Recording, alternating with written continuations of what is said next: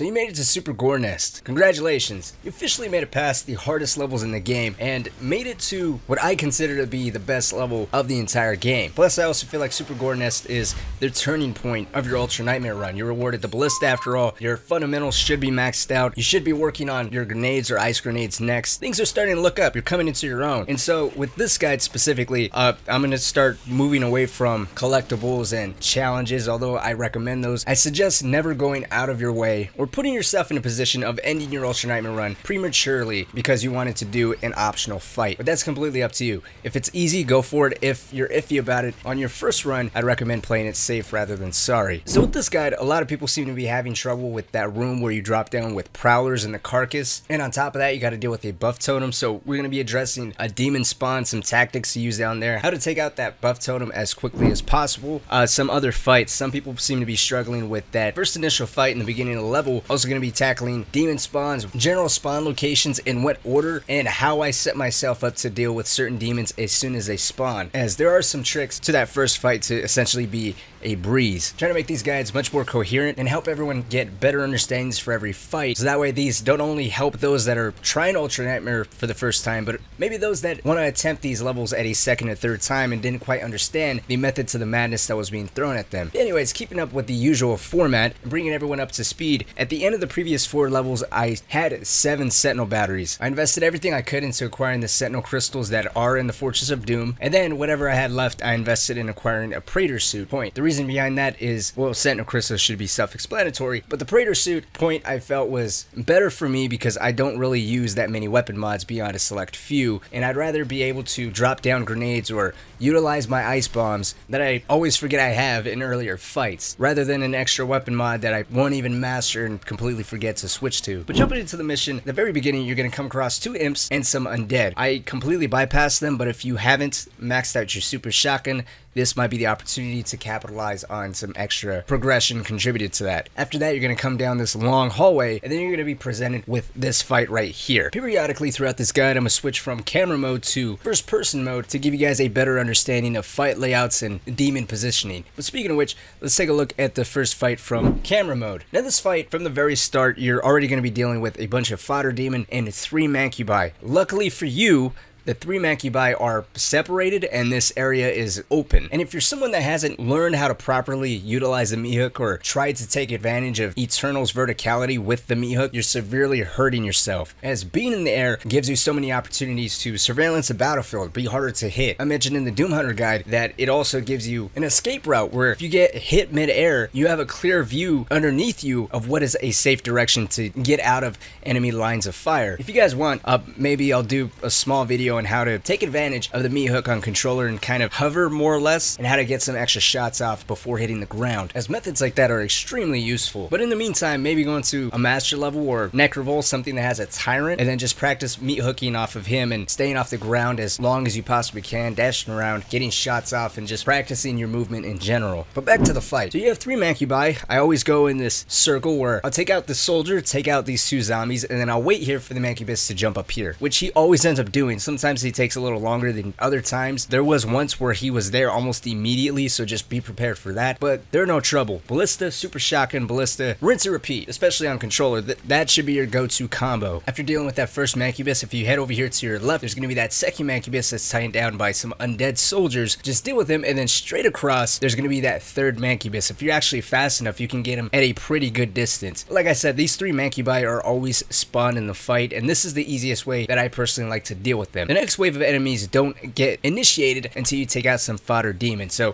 take this time at your leisure to flame out some demons, maybe chainsaw a demon if you need some extra ammunition. There is 1 extra fuel pickup, at least 1 obvious one, which is on a small platform between the second mancubus that you killed and the door that's ultimately going to open once this arena fight is completed. And if you want, you can also take this opportunity to maybe practice on meat hooking demons and trying to catapult yourself in the air and maybe staying in the air as long as you possibly can. Just experimenting a little little bit, but once you take out a couple fodder demon, you're going to trigger the next wave. Now the next wave is one that starts, and then after it starts, the game starts to funnel in the remaining demons. So the next wave is just kind of constantly slowly fed to you, rather than the first wave where you just take out 3 heavy demons and then you could just sit back with some fodder demons and take that moment to breathe. But the next wave initially starts up with a carcass and a revenant. The revenant spawns over here by the first mancubus that we killed, while the carcass spawns down here in this tunnel, kind of towards the direction that we killed the third mancubus. Now a good trick to use, or a good position to put yourself in I should say, is if you don't know how many fodder demon you killed or how many fodder demon it takes to trigger that next wave. I seem to get pretty inconsistent numbers. It's anywhere from 5 to 7. You want to stand on the platform where you killed the second mancubus and keep an eye out towards the entrance that you came from, as that's going to be where the revenant spawns. For some extra reference, this should be the position that you're in and the direction that you're facing to keep an eye out for that revenant. Once you see that revenant, that you should know that the carcass spawned over there in the tunnel. I'd also suggest that in preparation for this next wave of enemies, stay out of the tunnel and stay out of any tight quartered spaces,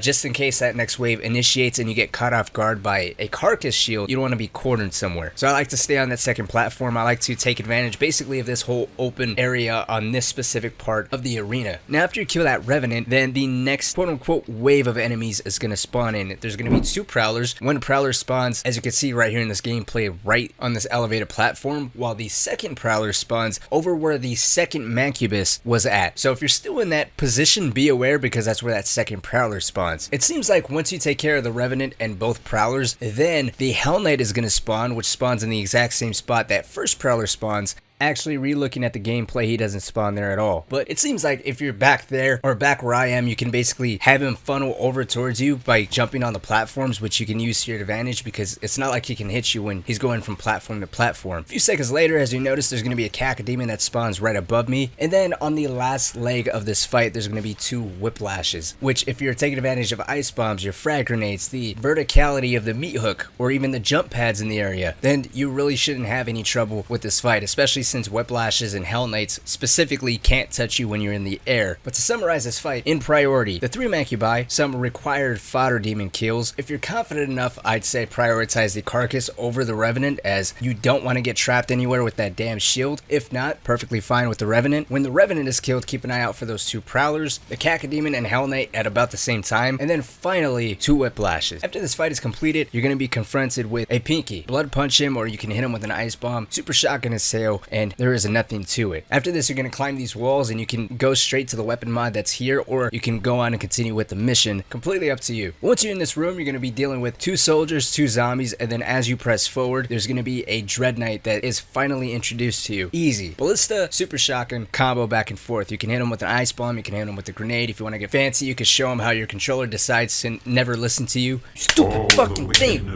Immediately after this, I like to kind of go off to the left, as there's always a soldier that spawns right here. I take care of him, jump down, and try to take out the Arachnotron outside, as whenever you're in a position to take care of demons in an open environment rather than a congested one, you want to fight in the open. What have I been saying? Verticality is your best friend. Take advantage of it. Once you deal with the Arachnotron, you're probably going to want to turn around, as the second Dread Knight is already most likely closing in on you. If you're quick enough and catch him at the right time, you can actually take advantage of the red barrels that are near him. But either way, if you fight that Arachnotron outside, which again is a good call, keep an eye out for that second Dread Knight that's most likely going to be behind you. Now moving on to everyone's favorite part, the buff totem room. This is the part that a lot of people panic on, understandably so. You're essentially locked in a room with demons that are roided out, and the second wave is all prowlers and carcasses. So in layman's terms, the way this fight goes is you drop down into a room where demons are strengthened by a buff totem that is out of your reach. You can't hit it yet. As you start chipping away at these fodder demon, then you're going to initiate the second wave, where it's basically going to have the game spawn in a carcass and prowlers, and it's not until taking care of at least 1 or 2 prowlers that these tentacles are going to lift up, revealing teleporters. And you have to find the right teleporter to take care of the buff totem that is essentially going to stop spawning in these prowlers and allow you to actually breathe and clear out the room. Now there's a couple ways to deal with the prowlers. You can ice bomb one of them, you can ice bomb the carcass, you can meat hook one of them, kill it, and then immediately turn around, as prowlers like to basically attack you from behind. You can drop a grenade at your their feet. I'm assuming to maybe falter one that comes in close to you, but essentially you want to stay on the move. You also notice that what I like to do a lot with a meat hook in tight situations is essentially I'll grapple onto them and then I will launch myself over them and behind them. The game seems to take like half a second for them to always turn around, giving you a prime opportunity to get at least one shot off without really being bothered. But anyways, you want to stay on the move first and foremost, but another big tactic is do not lose your sense of direction. These 5 tentacles, or these 5 teleporters I should say, never change. So with you wanting to go to the buff totem ASAP, you want to remember which one that is, which is actually this one right here. Funny enough, it's the closest one to you when you first drop down. So this is actually the clip of when you initially drop down. It's going to be this tentacle right here. Some landmarks to keep an eye out for is when you drop down, the Slayer gate is immediately to your right. You're going to notice there's a chainsaw pickup on your left. When you turn the corner, here's the angle. The chainsaw pickup is on the left. The tentacle you want to go to is the one right here. And if you end up losing track of where you're at, or if you're on the opposite side of the room,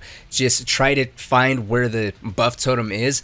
And if you stand between the 2 teleporters directly in front of that buff totem, you want to go to the one that's on your left. If you go to the one on your right, it's going to take you to the armor pickup. If you go to the one right next to that one is the Praetor suit point pickup. And then the final one, kind of going in a full circle from left to right, is going to reveal some extra health pickups, some zombies you can flame belch, and also the secret encounter that you can take out if you want. This secret encounter involves some zombies and 2 Macubi in this tight space. I'm 100% confident in doing this. This is highly up to you. If you want, just ice bomb one of them, focus fire on the other one with super shotgun ballista, and then focus on the other one. As soon as he unfreezes, maybe hit him with a grenade to falter him, and that'll open him up to some good hits. You can also use the tentacles for cover, but again, if you're not confident in there, don't risk it. But a very important tip with that whole buff totem room, you want to take out that buff totem ASAP. You do not want to stay in that room with it active, because eventually you're going to hit a limit where you're not going to keep up with the amount of spawns that the game throws at you, at least as far as your equipment goes. But after acquiring that yellow key, you can go off over to the right and pick up an extra rune, or you can completely skip that, go to the left and deal with the next big fight. This arena theoretically sounds hard as hell on paper when you really pan it out, because in the very beginning you're dealing with an imp directly in front of you. There's going to be a Mancubus to your left. There's going to be 2 Arachnotrons straight up the middle, and there's going to be a Mancubus all the way on the right. But because this arena is so damn open, it doesn't feel anywhere near as hard as it sounds. The way I go about this fight is I like to immediately prioritize that Mancubus on the left. From there, I go to one of the Arachnotrons, as the Arachnotrons seem to always spread out. One stays on this main platform, while the second one seems to go over off in the distance, always landing on the broken pipes leading up to the Slayer gate. Sometimes, just like in this specific position right here, the Mancubus that was off in the distance will jump up here. That's fine. You have a meat hook, you have the jump pad there, you can ice bomb him like I did here, you can do all kinds of crazy shit. Just don't stand still. There's no reason to stop moving. There's a quad damage pickup right where this Arachnotron is in case you need it. There is extra health and armor pickup right underneath this platform in the middle of the lava if you need that. This is the time to just enjoy yourself. But after you take care of some fodder demon, both Mancubi, both Arachnotrons, a Dread Knight is going to spawn right where that quad damage pickup is. You'll notice, again, did not touch the floor. Take advantage of that. After you deal with the Dread Knight, there's going to be 2 Revenants that spawn. They always seem to spawn in weird ass places, so just keep an eye out for both of them. And then after you deal with the 2 Revenants, there's going to be 2 Cacodemons that id Software try to put in very sneakily, as they both spawn in opposite sides of the arena. One of them spawns kind of towards the Slayer gate, while the other one spawns completely opposite of that. So just be aware, if you're focusing on one, there's a good chance that the other one might be behind you. Around the same time the 2 Cacodemons spawn in, there's going to be 2 Carcasses that spawn in on the main platform as well. You can prioritize them. Personally, I wouldn't. I'd focus on the 2 Cacodemons first and then move on to them. But as long as you stay on the move, this fight should be okay. If you end up getting hurt, there's health pickups throughout the arena. There's some rocket launcher ammunition kind of going towards the door once this arena is completed. What I like to do is, if I need ammunition or if I need to get away from enemies' lines of sight, I'll drop down on the base floor, kind of where the lava is. There's fodder demon that like to wander around there. I'll hit them with the flame belch, chainsaw them, and then I'll use like pillars or elevated platforms as cover to identify what demons are still alive and where their positions are, and from there I'll decide what my next plan of attack is. So in layman's terms, just stay on the move and this fight should be okay. Use the whole environment to your advantage and you'll be solid. The next stage, as soon as you drop down this elevator shaft, you're going to come across a Spectre on your right and a Mancubus on your left. I recommend blood punching the Spectre or treat him like the Pinky, hit him with an ice bomb, super shotgun his tail, and then either deal with the Mancubus from a distance or go all in. There's so many ways to deal with the Mancubus at this point. I mean, your imagination is your limit ultimately. I do recommend you taking out this Mancubus ASAP though, because there is a carcass right behind him and you don't want him to cause any unnecessary problems. After that, there's going to be a Sentinel Crystal right behind the carcass that you can pick up. Fun tip, it doesn't matter what you invest in, but if you already have one chainsaw fuel saved up and you pick up a Sentinel Crystal, the game will automatically give you 2 other chainsaw charges. But if you don't have one charged up, the game is just going to give you 1 charge. So be aware of that. If you ever want a maxed out chainsaw, a quick way to eliminate heavies from fights, make sure you have 1 charge saved up, and then the game will reward you 2 on top of that. After that, you're going to come across a room where you got to zip past this electrified doorway. Don't touch the floor here. There's going to be a carcass, some fodder demon, 2 prowlers, and a shielded soldier. 1 prowler and one of the shielded soldiers is going to come directly from the room adjacent. Ice bomb, frag grenades, anything for crowd control is perfect here. You can hit the prowler with super shotgun blast to the face or a ballista, and that'll put them in either an instant kill or a glory kill. After this, in the next room, we're going to come across a Mancubus that immediately jumps up while supported by 2 carcasses. I recommend prioritizing the Mancubus first and then the 2 carcasses. If for some reason you end up getting hurt here, you can always retreat back and pick at the Mancubus from angles that he can't really touch you, but you can hit him maybe with a precision bolt or a ballista or some plasma rifle shots. Basically angle up those doorways just right to your advantage. After this, you're going to jump through some incredibly aggravating fire poles. Jump on this monkey bar. There is actually a sentinel battery. If you drop down here, go around to the left. I know I said I wasn't going to cover collectibles, but I mean, fuck it, we're here. If you need extra health or armor, straight across from here, this power up, it will max you out if need be. Right here is also going to be your next secret encounter. Again, completely up to you if you want to do it or not. Personally, I find it to be very easy, as once you activate it, there's going to be a Mancubus immediately behind you. You can ice bomb him, super shotgun, ballistic combo, and that'll deal with him fairly quickly. What you want to do,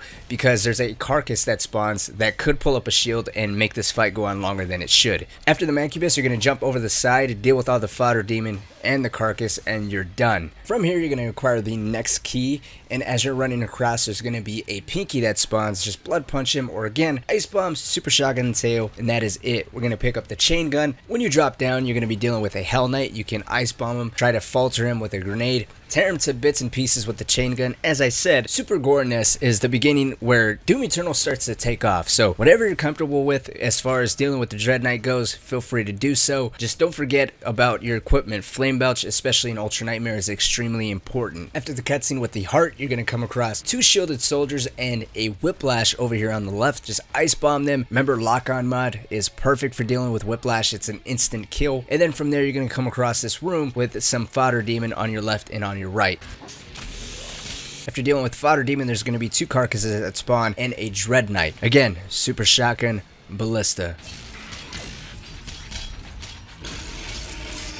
Best friend combo. Following this, you're going to go through the teleporter and you're going to be confronted with the next buff totem area, which initially, before we were actually able to skip this fight entirely, you were able to meat hook the Revenant and then just kind of dash off to the right. That has been patched. There's now an invisible barrier there. So if you're quick enough, you can actually dash all the way forward, meat hook the Revenant, go to the left, and take care of the buff totem that's up here. If not, or you mess up and don't nail it like I didn't here, you're going to drop down here, come all the way around, take care of the buff totem, but whenever you're within range of this, a Cacodemon is going to spawn. So I recommend, after dealing with the buff totem, deal with the Cacodemon, shift your focus to the Revenant, and then all the fodder demon. Or you can do Cacodemon, Revenant, skip the fodder, and just dash across. There's another Sentinel battery up here on your left, right after you get past the platforming. There's also another rune right here on your left once you get past the breakable wall. And then right here, you're going to come across some fodder demon, a Pinky, and once the Pinky's taken care of, a Dread Knight. As I mentioned, in tight quarter spaces, with the Dread Knight, you can meat hook, catapult yourself over him and behind him, and then hit him with the super shotgun ballista combination, which is perfect. After this room, you got a little bit more platforming ahead of yourself. There's also a Praetor suit point you could pick up in this area. Once you get on the other side, there's going to be a Whiplash immediately to your right, which I recommend prioritizing. You can hit her with an ice bomb, lock on mod from the rocket launcher, and that is it. You're gonna pick up the blue key. You're gonna get past these fireballs. You're gonna come across here, what I like to do is right before hitting the ground, I like to kind of jump up and then dash around the corners. And then at the far end, you're gonna come across a Mancubus. Just take care of the Mancubus. Ballista, super shotgun. You can ice bomb them if you want, but it's best to kind of move forward a little bit as there are invincible tentacles in this area, and you don't want your Ultra Nightmare run to end by such an honorable S tier boss. So be careful. Once the Mancubus is killed, the doors are gonna open, revealing a Revenant and an Imp. Just take care of them. From here, you can do one of two things. You can continue on forward to continue on, and then you can get on the elevated platform and rain down hell from above, or you can immediately dash across and try to take out one of the 3 Arachnotrons in the next fight. This Arachnotron will actually not pay you any mind until he pops out into the open here, which is plenty of time to even kill him before he turns around. The next Arachnotron is going to be immediately to your left on the broken pipes leading up to the Slayer gates, and the final one is at the entrance when we initially entered this arena for the very first time earlier in this level. All you gotta do is take out these 3 Arachnotrons, basically repeating the same methods as before, and that is it. You essentially just be Super Gore Nest. All that's left is dashing to the exit before the timer runs down, and you actually have plenty of time to do so, so do not panic at this part, and don't stop at all. Just keep moving forward. But let me know what you guys think. What do you think about Super Gore Nest? Is it easier for you? Was it harder for you? How did my explanation and my approach to the buff totem room work for you, or have you thought about that at all? Let's talk down in the comment section. Are you guys excited for Arc Complex? You might have to give me an extra day to deal with that one because of the whole kitchen room and all the shit that id Software throws at you in that place, so want to develop a solid guide for that. But like always, guys, my name is Cynic. Thank you all so much for watching. If you guys haven't joined the Discord yet, link to that is down in the pinned comment. Shit has been growing very rapidly these past few days. Everyone's been active, so all of you who have joined, thank you, because I appreciate it. And follow me over on Twitch. I'm going to start streaming regularly on Twitch. Might even do an Ultra Nightmare run with a broken controller. One day on Twitch and one day on YouTube, so follow me on both platforms so that way you know whenever I'm live. Like always, guys, my name is Cynic. Thank you all so much for watching. Hopefully this did help you out. If you have any questions, comments, concerns, additional tips, post all that stuff down below. But until next time, my friends, I'll see y'all later.